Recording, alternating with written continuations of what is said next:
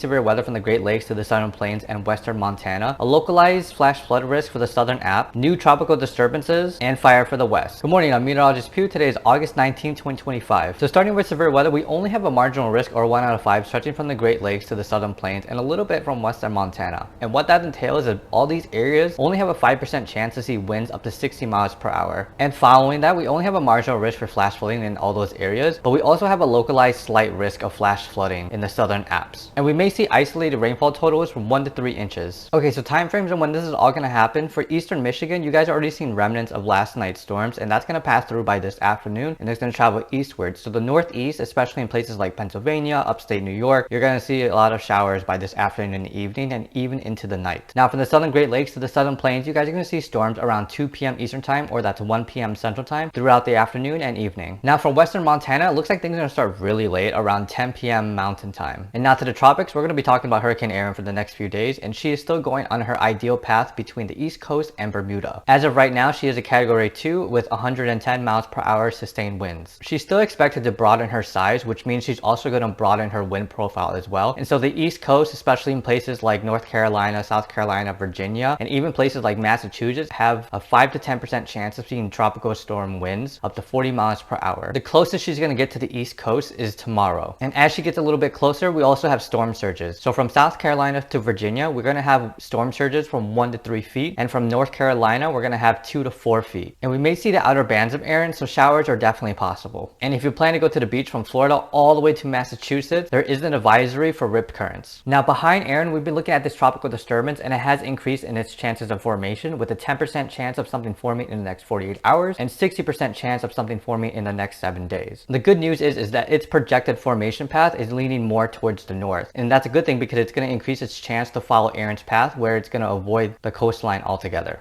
Another tropical disturbance off the coast of Africa is something we have to look at too, where there's a 30% chance of something forming in the next 48 hours. And in contrast, in the Great Basin area, we do have an elevated fire risk stretching from California to the border of Idaho and Montana. So looking at 500 millibars or midway to the troposphere, we have a shortwave trough in the Great Basin area, and usually we associate that with severe weather, but this time it's going to help mix the boundary layers between the mid-levels and the surface, and both are really dry. That's going to help at the surface make relative humidities in the low teens to single digits, but also wind speeds up to 20 to 25 miles per hour. But if we look at the surface, we do have a really broad cold front going from the Great Lakes all the way to the Southern Plains, and that's going to help with the surface lifts. And for the Southern App specifically, we have a high pressure east of the app that's bringing in easterly to southeasterly winds, and these airs are going to be very warm and moist, and it's going to cause orographic lift and basically going to transport that air upward and causing upward motion. And that's why we may see